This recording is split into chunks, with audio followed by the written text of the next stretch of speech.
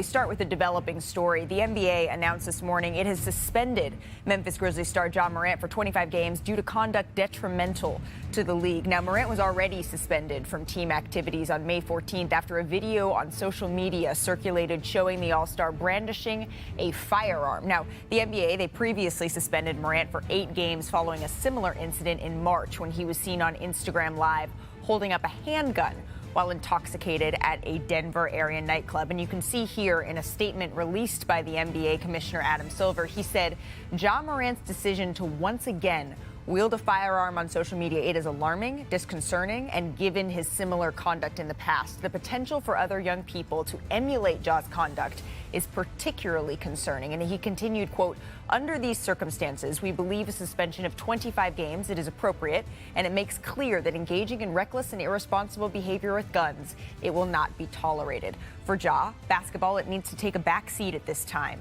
And prior to his return to play, he will be required to formulate and fulfill a program with the league that directly addresses the circumstances that led him to repeat this destructive behavior.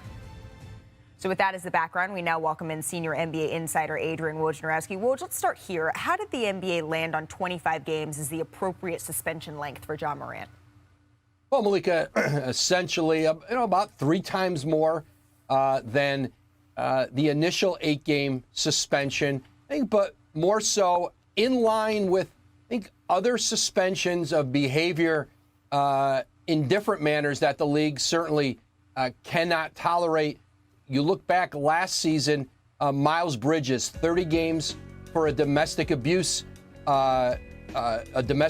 charge in Charlotte. 25 games in this situation, Malika. And with the new collective bargaining agreement, you have to play a minimum of 65 games to be eligible for All-NBA, MVP, Sixth Man of the Year, any of those awards.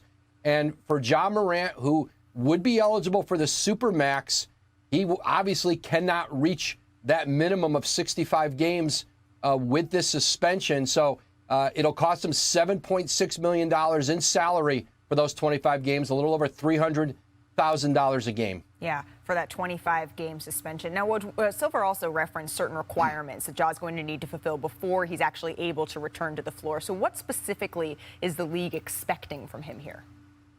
And there really are no specifics, and there's essentially a vagueness to what the league has laid out, and that was a big part of the reason the Players Association today, in issuing a statement and expressing their unhappiness, not just with the length of Ja Morant's suspension based on other similar and perhaps not so similar transgressions by players through the years and what those suspensions were, I think including some domestic violence suspensions that were less than Ja Morant, 25 games. But I think for the Players Association, I think getting a sense, a clarity on what that means.